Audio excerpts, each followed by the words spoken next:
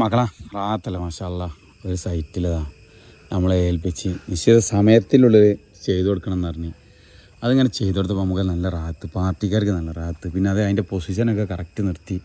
അതേപോലെ തന്നെ അൽഹംദുലില്ലാ മാർബിൾ ഇന്നാൾ പോയി സെലക്ട് ചെയ്താൽ കണ്ട്. പിന്നെ അത് ഇതിൽ ഏറ്റവും നമ്മളെ ഏൽപ്പിച്ചതിൽ ഇവർക്ക് ഏറ്റവും വലിയ ലാഭം എന്താ ആ ഒരു പീസ് ഇത് പ്ലാനിലുള്ളതല്ല കേട്ടോ. അത് ഞാൻ അങ്ങോട്ട് കയറ്റിയിട്ടാണ്. കാരണം എന്താ വെച്ചാൽ ആ ഒരു പീസ് കയറ്റിയിട്ടില്ലായിരുന്നെങ്കിൽ ആ ചിമ്മിനി മാത്രം കണ്ടില്ല സ്ലാബ് കയറ്റിയിട്ടിക്കണേ. അതൊരു അടുക്കള കുറഞ്ഞപ്പോൾ കയറ്റിയിട്ട് കൊടുത്താട്ടാ.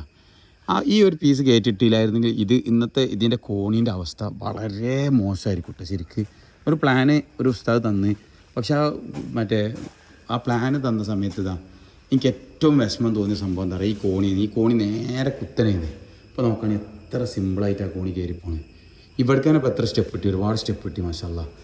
അപ്പോൾ അതിന് വേണ്ടിയിട്ടാണ് എന്ത് ചെയ്ത് ഞാൻ ആ ഒരു അടി അവിടെ കൂട്ടി കൊടുത്തിട്ടാണ്. ലിവിങ്, ഡൈനിങ് ഹാൾ എല്ലാ സൗകര്യങ്ങളുള്ള വിശാലമായൊരു വീടാണ്. ചെറിയ വീടാണ്, എന്നാൽ വിശാലമായ വീടാണ് മാഷാ അല്ലാ. അള്ളാഹു ബർക്കത്ത് എന്തായാലും നോക്കുക. അതാണ് നമ്മൾ ചില പണികൾ എന്ത് ചെയ്യുന്നവർ നമ്മളെ കഴിവിനനുസരിച്ച് ആണ്ടും കൂടി ചെറിയ തിരുത്തലുകൾ വരുത്തും. അതെന്താ പറയുക, ഒന്നാമത് ഞാൻ എൻജിനീയറാണ്, രണ്ടാമത് പണിക്കാരനുമാണ്. അതുകൊണ്ടാണ് കേട്ടോ മാഷാ അല്ലാ.